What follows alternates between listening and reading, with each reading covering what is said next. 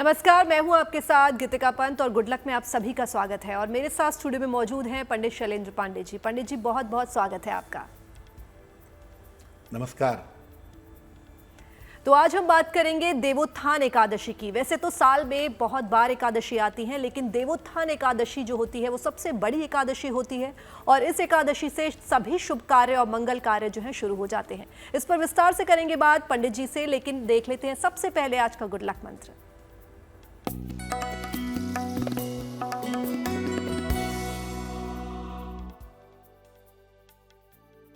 देखिए, अगर आप किसी मानसिक समस्या से परेशान रहते हैं, डिप्रेशन की दवाई चल रही है, कोई मानसिक बीमारी है, तो आप महीने की दोनों एकादशी का व्रत जरूर रखिए और इस व्रत में केवल लिक्विड लें या केवल फल ग्रहण करें तो आपकी मानसिक बीमारी दूर हो जाएगी।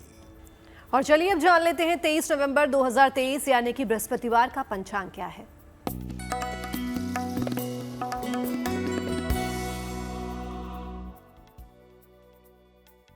दिनांक 23 नवंबर 2023, दिन बृहस्पतिवार, तिथि है कार्तिक शुक्ल पक्ष की एकादशी तिथि, रात के 9:01 तक। नक्षत्र है उत्तरा भाद्रपद नक्षत्र, शाम के 5:16 तक। चंद्रमा मीन राशि में संचरण कर रहे हैं। राहु काल का समय दोपहर 1:30 से लगभग 3 बजे तक। दक्षिण दिशा की तरफ यात्रा करने की मनाही है, लेकिन अगर यात्रा करना जरूरी है, मजबूरी है, तो जरा सी पीली सरसों खाकर और भगवान का स्मरण करके यात्रा करेंगे तो मुश्किल से बचे रहेंगे। और आइए अब जान लेते हैं क्या है देवोत्थान एकादशी और इसका महत्व। जी देखिए, साल भर में बहुत बार एकादशियां आती हैं, लगभग 24 या 26 बार आती हैं एकादशियां साल भर में, और उसमें देवोत्थान एकादशी को सबसे बड़ी एकादशी माना जाता है। ऐसा क्यों है और इसका महत्व क्या है, ये समझते हैं। देखिए, माना जाता है कि भगवान विष्णु आषाढ़ शुक्ल पक्ष की एकादशी को 4 महीने के लिए सो जाते हैं, फिर पुनः कार्तिक शुक्ल एकादशी को अपनी योग निद्रा से जगते हैं। इन 4 महीनों में भगवान विष्णु या देवताओं के सोने की वजह से समस्त मांगलिक कार्य वर्जित होते हैं, समस्त मांगलिक कार्य मना होते हैं। जब देवता यानी भगवान विष्णु जागते हैं तभी कोई मांगलिक कार्य संपन्न होता है। यानी अब देवोत्थान एकादशी आ गई है तो अब शुभ और मंगल कार्य संपन्न होने शुरू होंगे। देवताओं का जागरण होता है इस एकादशी पर, या देवताओं का उत्थान होता है, जिसकी वजह से इसको देवोत्थान एकादशी कहा जाता है। देवोत्थान एकादशी पर उपवास रखने का विशेष महत्व है। कहा जाता है कि देवोत्थान एकादशी पर अगर आप नियम पूर्वक उपवास रखते हैं, पूजा उपासना साधना करते हैं, तो इससे आपको मोक्ष की प्राप्ति होती है। देखिए, मोक्ष पाना या मुक्ति पाना इतना आसान मामला नहीं होता, लेकिन इतना जरूर है कि अगर आप उपवास रखते हैं, उपवास का मतलब, उप का मतलब निकट, वास का मतलब रहना, तो अगर देवोत्थान एकादशी पर आप निरंतर भगवान के नाम का जप करते हैं, उनका ध्यान करते हैं, उनका स्मरण करते हैं, निश्चित रूप से आपके जीवन में शुभता और पवित्रता आती है। साथ ही साथ आपका मन एलिवेट करता है, मन ऊपर की तरफ बढ़ता है, जिससे मुक्ति मोक्ष पाना आपके लिए आसान होता है। और आइए अब जान लेते हैं मेष, वृषभ और मिथुन राशि का क्या है राशिफल।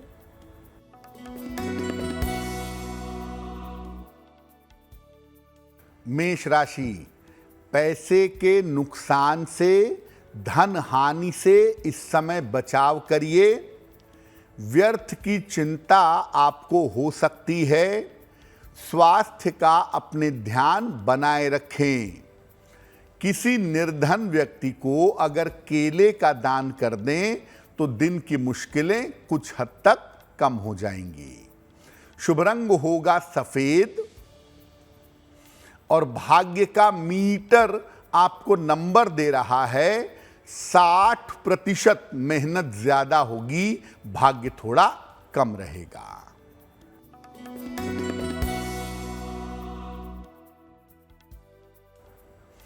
वृषभ राशि, धन का लाभ होता हुआ दिख रहा है। परिवार में आपके प्रसन्नता आएगी। मानसिक चिंताएं आपकी समाप्त होंगी। किसी निर्धन व्यक्ति को अगर धन का दान कर दें तो आपका दिन और भी ज्यादा बेहतर होगा। शुभ रंग होगा नीला और भाग्य का मीटर आपको नंबर दे रहा है 70%। मध्यम भाग्य आपके साथ बना हुआ है।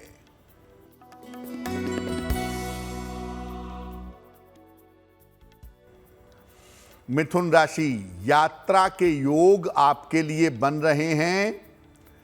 करियर में आपको सफलता मिलेगी। रुके हुए तमाम काम आपके पूरे होंगे। खाने पीने की वस्तु का अगर दान कर दें तो आपका दिन और भी ज्यादा बेहतर होगा। शुभ रंग होगा धानी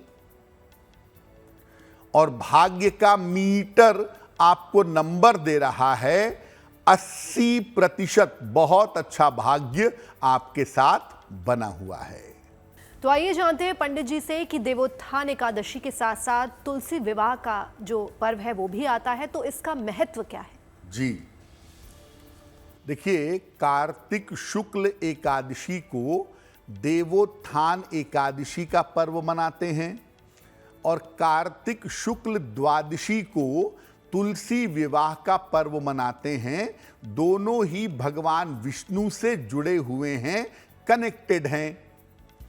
माना जाता है कि भगवान विष्णु ने छल से तुलसी का वरण किया था, इसीलिए उनको शिला हो जाने का, पत्थर हो जाने का शाप मिला और तब से भगवान विष्णु शालिग्राम के रूप में रहते हैं। शालिग्राम यानी शिला के रूप में विद्यमान रहते हैं और इसीलिए शालिग्राम के रूप में भगवान विष्णु का विवाह तुलसी के साथ कराया जाता है। तो ये जो एक पर्व है, ये बहुत बड़ा पर्व है तुलसी विवाह का। उसमें शालिग्राम रूपी भगवान विष्णु का विवाह माता तुलसी के साथ कराया जाता है।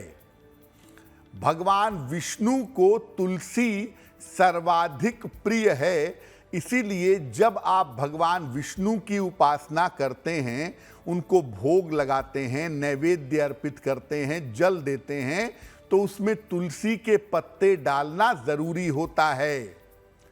केवल तुलसी दल अर्पित करने से भी भगवान को प्रसन्न किया जाता है। यानी अगर आपके पास धूप, दीप, मिठाई सामग्रियां नहीं हैं, केवल 2 पत्ते तुलसी के आप भगवान विष्णु को अर्पित करें और उनसे प्रार्थना करें तो भगवान विष्णु की कृपा आपको प्राप्त होगी। देखिए, तुलसी एक बड़ा पवित्र पौधा है और तुलसी एक औषधीय पौधा है। इसका रहना हमारे जीवन के लिए जरूरी है, इसीलिए इसको धर्म के साथ जोड़ा गया है। इसके पीछे प्रकृति की रक्षा की संभावना है और ऐसा माना जाता है कि तुलसी के संपर्क में रहने से, उसकी पूजा उपासना करने से वैवाहिक सुख की प्राप्ति होती है। जो लोग अपने घर पर विधिवत तुलसी विवाह करवाते हैं, तुलसी विवाह के नियम का पालन करते हैं, उनको वैवाहिक सुख अवश्य प्राप्त होता है। तो जिस तरह से देवोत्थान एकादशी का पर्व बड़े धूमधाम से मनाया जाता है, क्योंकि इस पर्व से शुभता शुरू हो जाती है, उसी तरह से तुलसी विवाह का पर्व भी इसके साथ बड़े धूमधाम से मनाते हैं, ताकि सबका कल्याण हो, सब स्वस्थ रहें और सब प्रसन्न रहें। तो चलिए जानते हैं कर्क, सिंह और कन्या राशि का क्या है राशिफल।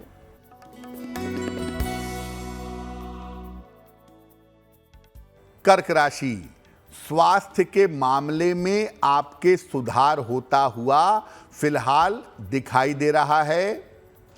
धन लाभ के योग आपके लिए बने हुए हैं और धार्मिक कार्यों में आपकी व्यस्तता बनी रहेगी। भगवान को अगर पीले फूल अर्पित कर दें तो आपका दिन और भी ज्यादा बेहतर होगा। शुभ रंग होगा पीला और भाग्य का मीटर आपको नंबर दे रहा है 75% उत्तम भाग्य आपके साथ बना हुआ है।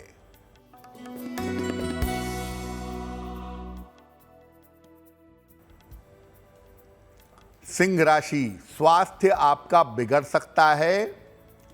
धन के नुकसान से बचाव करें। किसी भी तरह का वाद विवाद इस समय मत करिएगा। किसी निर्धन व्यक्ति को अगर केले का दान कर दें तो दिन की मुश्किलें बहुत हद तक कम हो जाएंगी। शुभ रंग होगा लाल और भाग्य का मीटर आपको नंबर दे रहा है 60%। मेहनत ज्यादा होगी, भाग्य थोड़ा कम होगा।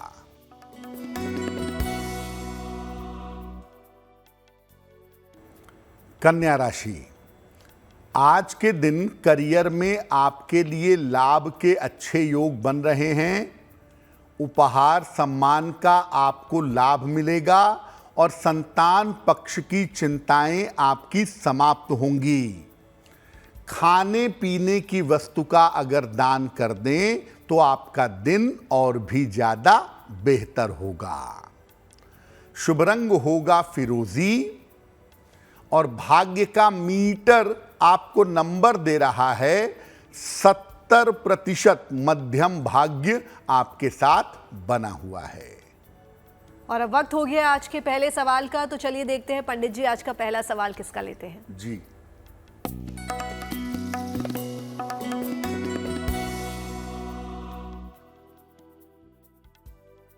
आज का पहला सवाल रामवीर सिंह जी ने हमें लिखा है। मथुरा से लिखते हैं, अपने पुत्र सिद्धार्थ तोमर के बारे में जानना चाहते हैं। इनकी जन्म तारीख है 8 फरवरी सन 2000, 10:30 प्रातः, मथुरा उत्तर प्रदेश। ये पूछ रहे हैं कि इनके बेटे का भविष्य और स्वास्थ्य कैसा रहेगा और इनके बेटे की कुंडली में बृहस्पति की स्थिति कैसी है। रामवीर जी, आपके पुत्र की कुंडली बनती है मेष लग्न की और इनकी राशि बनती है कुंभ राशि। महादशा शनि की और अंतरदशा राहु की फिलहाल चल रही है। देखिए, भविष्य में गवर्नमेंट जॉब में, टेक्निकल फील्ड में गवर्नमेंट जॉब में जाने के योग इनके ज़रूर बनते हैं। तो भविष्य में ये तकनीकी क्षेत्र में सरकारी नौकरी में जा सकते हैं, जिसकी संभावना प्रबल रूप से 2026 में दिखाई दे रही है। स्वास्थ्य के मामले में इनको अपने पेट का, अपने डाइजेशन का और सर्दी जुकाम का हमेशा ध्यान रखना होगा, क्योंकि ये समस्याएं इनको परेशान कर सकती हैं। जहां तक बृहस्पति की बात है, बृहस्पति इनके लग्न में बैठे हुए हैं, जहां वो दिग्बली हो जाते हैं, लेकिन उनके ऊपर शनि का भी प्रभाव है और शनि मेष लग्न के लिए बाधा कारक होते हैं। इसीलिए बृहस्पति रक्षा तो करेंगे, सफलता तो देंगे, लेकिन स्वास्थ्य में, खासतौर से डाइजेशन में गड़बड़ियां भी पैदा करेंगे। पीला पुखराज पहनाने की इनको कोई आवश्यकता नहीं है, इनको केवल माणिक्य धारण करवाया जाए वही इनके लिए बेहतर होगा।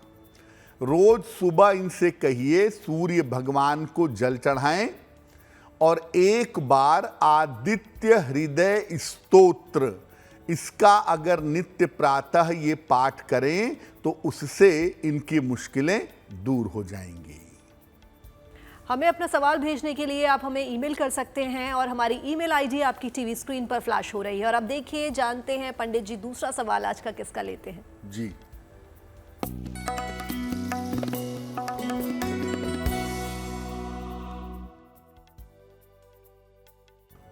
अगला प्रश्न हमें महेश राठौड़ जी ने लिखा है, सिलवासा से लिखते हैं ये। इनकी जन्म की तारीख है 16 जनवरी 1971, 7:30 शाम को, वडोदरा, गुजरात। ये कह रहे हैं कि मैं इंश्योरेंस सेक्टर में मेरा करियर है, लेकिन मेरा करियर अच्छा नहीं चलता है क्योंकि मैं अपना टारगेट पूरा नहीं कर पाता हूँ। तो भविष्य में मेरा करियर कैसा रहेगा, और अपना एक मकान, फ्लैट बेचना चाहते हैं, वो कब तक बिक पाएगा, इस बारे में जानना चाहते हैं। महेश जी, कुंडली आपकी कर्क लग्न की है और आपकी राशि बनती है सिंह। महादशा बृहस्पति की और अंतरदशा चंद्रमा की चल रही है। देखिए, मार्च 2024 के बाद जो आपका समय है, उस समय में आप अपने करियर में सफलता पा सकेंगे। सेल्स और मार्केटिंग का जो क्षेत्र है, उस क्षेत्र में सफलता मिलने की संभावना आपके लिए अच्छी है। दूसरी बात, अगर मकान बेचना चाहते हैं तो मकान आपका नवंबर, दिसंबर, जनवरी, फरवरी, यानी फरवरी 24 तक अधिकतम आपका मकान बिक जाएगा।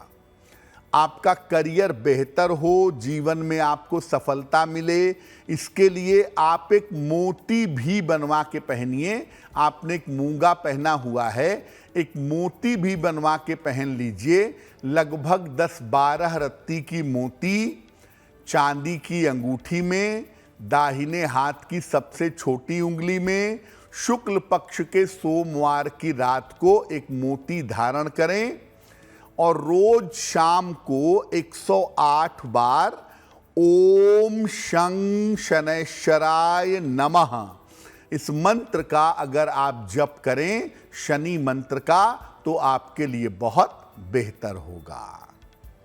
तो आइए जानते हैं, देवोत्थान एकादशी के दिन व्रत रखने के नियम क्या हैं, पंडित जी से विस्तार में। देखिए, जैसा मैंने पहले भी कहा कि साल की सबसे बड़ी एकादशी है। सारी एकादशियों में 2 एकादशियों को सबसे ज़्यादा महत्व दिया गया है। एक गर्मी में आती है भीमसेनी एकादशी, जिसको निर्जला एकादशी भी कहते हैं, और दूसरी होती है देवोत्थान एकादशी, जिसकी हम बात कर रहे हैं। तो देवोत्थान एकादशी पर आप व्रत रखते हैं, आप उपवास रखते हैं। इसके नियम क्या हैं? देखिए, निर्जल उपवास या केवल लिक्विड लेकर के उपवास रखना सबसे ज़्यादा बेहतर होता है। अगर आप रोगी हैं, वृद्ध हैं, बालक हैं या बहुत व्यस्त व्यक्ति हैं, तो केवल एक वेला उपवास रखिए, एक वेला आप भोजन कर सकते हैं। अगर ये भी संभव ना हो तो ये कोशिश करिए कि एकादशी के दिन आप चावल और नमक नहीं खाएंगे। भगवान विष्णु या अपने इष्ट देव की उपासना करिएगा देवोत्थान एकादशी पर। और तामसिक भोजन, आपने व्रत रखा हो न रखा हो, तामसिक भोजन, प्याज, लहसुन, मांस, मदिरा और बासी भोजन, ये आपको बिल्कुल भी नहीं खाना चाहिए। और जितना संभव हो देवोत्थान एकादशी पर सुबह, दोपहर, शाम, रात, जब भी आपको मौका मिले ओम नमो भगवते वासुदेवाय, ओम नमो भगवते वासुदेवाय, इस मंत्र का आप जितना ज्यादा जप करेंगे उतना ही ज्यादा अच्छा होगा। भगवान विष्णु के बड़े सारे मंत्र हैं। ओम नमो नारायणाय, ओम विष्णवे नमः या विष्णु सहस्त्रनाम, इसका अगर पाठ किया जाए देवोत्थान एकादशी पर, यानी पूरे दिन अपने मन को अगर भगवान में लगाए रखा जाए तो इसके परिणाम बड़े शुभ होंगे और इससे आपके मन की उन्नति होगी। आप तमाम नकारात्मक प्रभाव से बाहर निकल पाएंगे और जीवन में ईश्वर के रास्ते पर आगे बढ़ पाएंगे। और आइए अब जानते हैं तुला, वृश्चिक और धनु राशि का राशिफल क्या कहता है।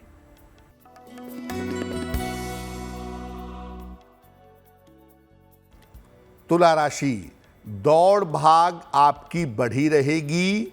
आराम की संभावनाएं इस समय दिखाई नहीं दे रही हैं। धन की स्थिति आपकी उत्तम रहेगी और स्वास्थ्य में आपके सुधार होता दिख रहा है। किसी निर्धन व्यक्ति को अगर धन का दान कर दें तो आपका दिन और भी ज्यादा बेहतर होगा। शुभ रंग होगा ग्रे और भाग्य का मीटर आपको नंबर दे रहा है 65%। जितनी मेहनत करेंगे उतना ही आपको लाभ होगा।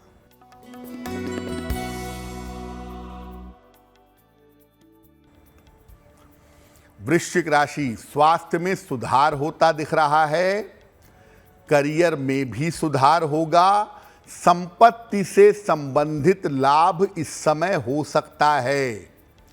खाने पीने की वस्तु का अगर दान कर दें तो आपका दिन और भी ज्यादा बेहतर होगा।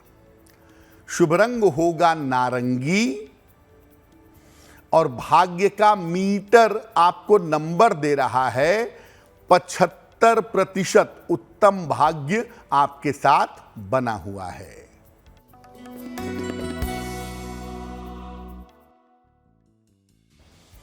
धनु राशि, ऑफिस में विवादों से बचाव करें। वाहन सावधानी से चलाएंगे। खान पान का इस समय बहुत ध्यान रखेंगे।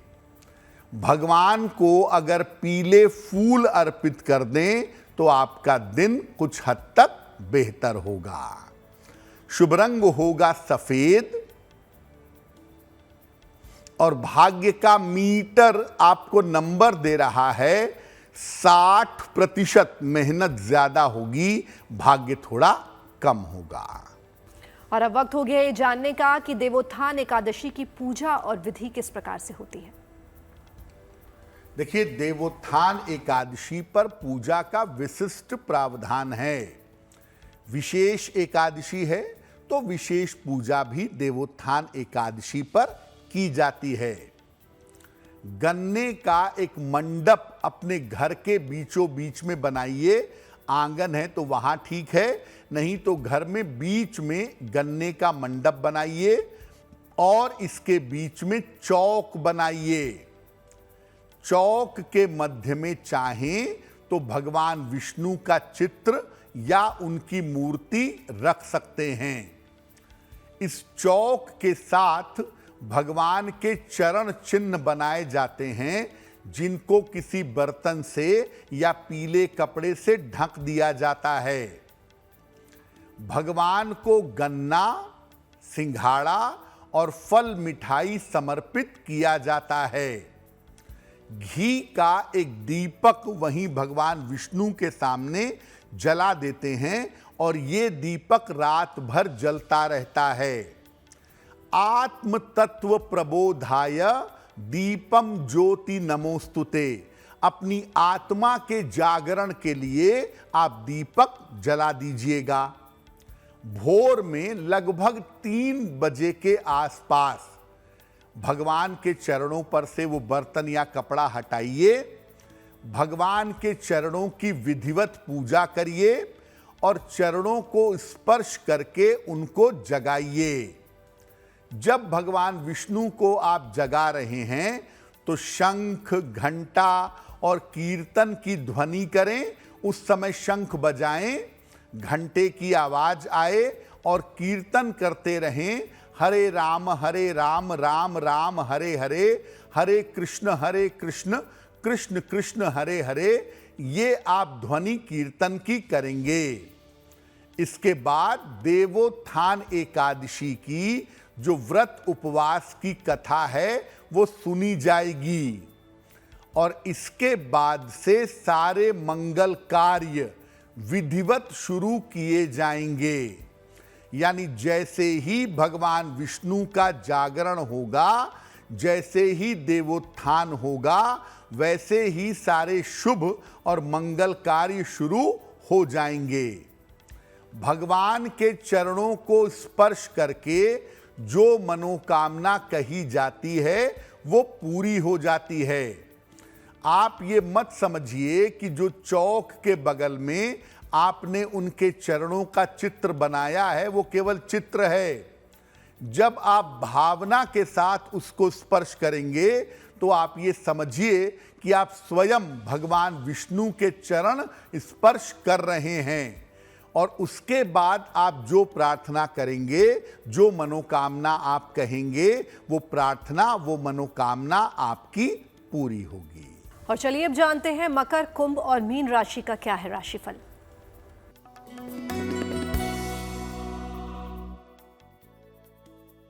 मकर राशि, इस समय धन लाभ के योग बने हुए हैं। मानसिक चिंता आपकी समाप्त होगी। पारिवारिक जीवन में आपके सुधार होगा। किसी निर्धन व्यक्ति को अगर धन का दान कर दें तो आपका दिन और भी ज्यादा बेहतर होगा। शुभ रंग होगा गुलाबी और भाग्य का मीटर आपको नंबर दे रहा है 70% मध्यम भाग्य आपके साथ बना हुआ है।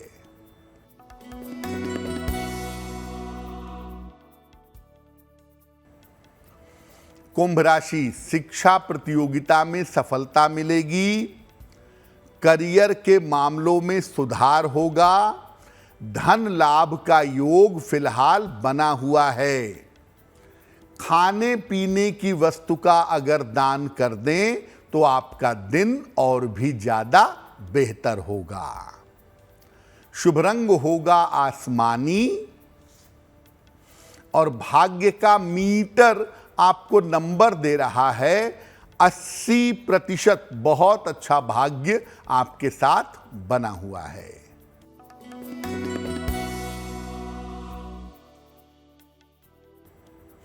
मीन राशि, मानसिक समस्याएं हल होंगी। धन लाभ के योग बन रहे हैं। स्थान परिवर्तन आपका हो सकता है। भगवान को अगर पीले फूल अर्पित कर दें तो आपका दिन और भी ज्यादा बेहतर होगा। शुभ रंग होगा नीला और भाग्य का मीटर आपको नंबर दे रहा है 90%। सबसे ज्यादा भाग्य आपके साथ बना हुआ है। और चलिए अब देख लेते हैं आज का तीसरा सवाल पंडित जी को किसने भेजा है।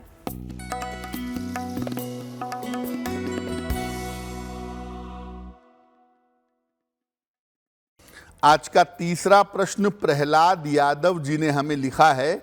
छत्तीसगढ़ से लिखते हैं। 6 मार्च 2004 का जन्म है। 6:15 सवेरे, राजनांदगांव, छत्तीसगढ़। ये पूछ रहे हैं कि मुझे किस क्षेत्र में सफलता मिलेगी, कैसा कैरियर मुझे बनाना चाहिए और मैं अपने मन को शांत कैसे रखूं। प्रहलाद जी, आपकी कुंडली बनती है कुंभ लग्न की और आपकी राशि बनती है सिंह राशि। कुंडली के हिसाब से अगर आप कंप्यूटर के क्षेत्र में जाएं या बैंकिंग, फाइनेंस, मैनेजमेंट, इसके क्षेत्र में जाएं तो आपको सफलता ज़्यादा मिलेगी।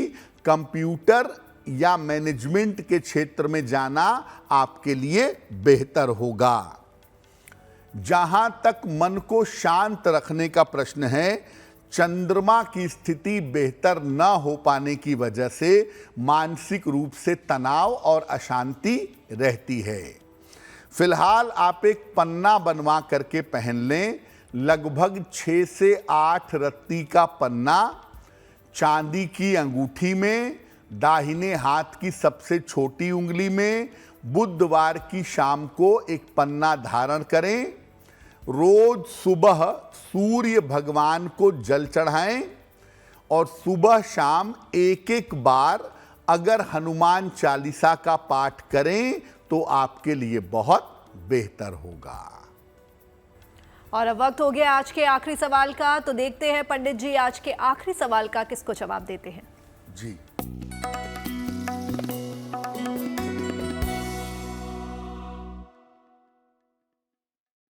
आज का अंतिम प्रश्न सुनील कुमार जी ने हमें दिल्ली से लिखा है।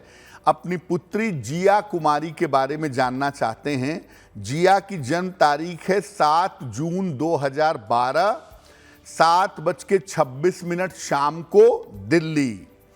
ये लिख रहे हैं कि मेरी बेटी को स्किन की एलर्जी है और न्यूरो की समस्या है। उसको फिट्स आते हैं जिसकी दवाई लंबे समय से चल रही है। भविष्य में इनका स्वास्थ्य कैसा रहेगा? सुनील जी, आपकी पुत्री की कुंडली बनती है वृश्चिक लग्न की और राशि बनती है मकर राशि। महादशा चंद्रमा की और अंतरदशा सूर्य की चल रही है। देखिए, 12 वर्ष की ये होंगी जून 2024 में। तो जब ये 12 वर्ष पूरे कर लेंगी, उसके बाद इनकी जो न्यूरो की प्रॉब्लम है या जो फिट्स वाली प्रॉब्लम है वो काफ़ी हद तक हल हो जाएगी।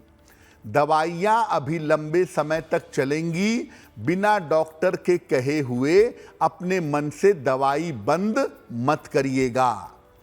इनको केवल माणिक्य पहनाइए, इनका मोती फिलहाल निकलवा दीजिए और इनके लिए रोज सुबह और शाम दोनों समय एक एक बार राम रक्षा स्तोत्र का पाठ करिए।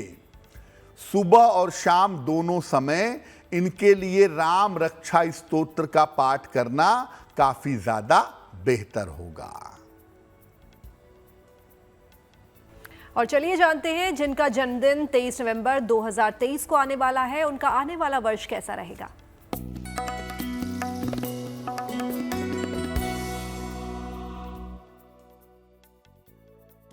जिन लोगों का जन्मदिन 23 नवंबर को है, उन्हें हम सबकी तरफ से जन्मदिन की हार्दिक शुभकामनाएं। आने वाले वर्ष में आपको करियर में बड़ी सफलता मिलेगी। स्थान परिवर्तन के योग आपके लिए बन रहे हैं। स्वास्थ्य में आपके थोड़ी समस्याएं रह सकती हैं। साल के अंत में किसी संपत्ति का लाभ भी आपको हो सकता है। क्या करेंगे? पूरे साल भर अगर भगवान गणेश की उपासना करें, गणपति अथर्वशीर्ष का अगर पाठ करें पूरे वर्ष भर, तो आपके लिए बहुत अच्छा रहेगा। और अब वक्त हो गया आज की जिज्ञासा जानने का, तो चलिए पंडित जी से जानते हैं आज की जिज्ञासा क्या है। बहुत सारे लोग ऐसा मानते हैं कि सीढ़ी दीवार पर टिका करके रखी हुई है और अगर आप सीढ़ी के नीचे से निकलते हैं तो दुर्भाग्य आपके साथ लग जाता है। कितना सही है ये? देखिए, ये मान्यता पाश्चात्य देशों में, वेस्टर्न कंट्रीज में ज़्यादा प्रचलित है, लेकिन इसके पीछे कोई आध्यात्मिक या वैज्ञानिक कारण नहीं है। इसीलिए ये एक तरह का अंधविश्वास है। इसको अंधविश्वास कहना ज़्यादा उचित होगा। अगर आप सीढ़ी के नीचे से निकल भी जाते हैं तो आपके पीछे दुर्भाग्य नहीं आएगा। और अब जानते हैं 23 नवंबर 2023 यानी कि बृहस्पतिवार का शुभ पहर कौन सा है। बात करते हैं शुभ पहर की। दिनांक 23 नवंबर 2023 दिन बृहस्पतिवार। शुभ पहर का समय है रात के 12 बजे से 1:30 के बीच में। इस समय में भगवान विष्णु की उपासना और प्रार्थना करिएगा। अगर आप ऐसा करते हैं तो आपके जीवन में शुभता आएगी और आपके जीवन में मंगल होगा। लेकिन करेंगे शुभ पहर में ही। समय फिर से नोट करें, 23 नवंबर बृहस्पतिवार रात के 12 बजे से 1:30 के बीच में। और आइए अब जानते हैं आज की गुड लक राशि कौन सी है।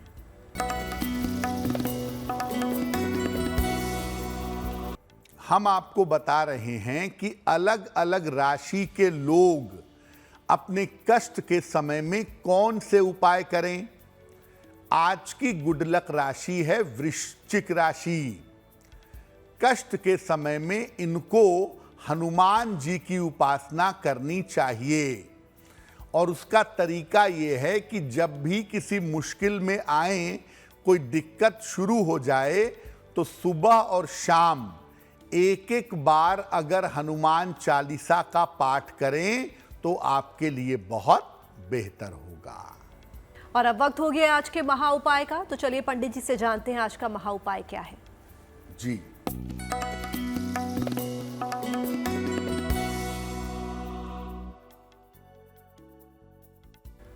देवोत्थान एकादशी का बहुत बड़ा और बहुत शुभ अवसर है। देवोत्थान एकादशी पर मनोकामनाओं की पूर्ति के लिए कौन से उपाय करेंगे? दिन भर उपवास रखिए या सात्विक आहार ग्रहण करिएगा। मध्य रात्रि को वहां पर बैठ करके जहां चौक बनाया है, विष्णु सहस्त्र नाम का पाठ करिएगा। इसके बाद भगवान विष्णु की आरती करिएगा और सबसे अंत में उनके चरणों को स्पर्श करके जो भी आपकी मनोकामना है, उस मनोकामना की पूर्ति की प्रार्थना करिएगा। अगर आप ऐसा देवोत्थान एकादशी पर करते हैं तो आपकी मनोकामनाएं अवश्य पूरी होंगी। पंडित जी, महा उपाय के लिए आपका बहुत बहुत धन्यवाद। धन्यवाद। और बाकी की तमाम खबरों के लिए आप बने रहिए गुड न्यूज टुडे पर, क्योंकि यहाँ खबरों का सिलसिला यूं ही जारी रहेगा।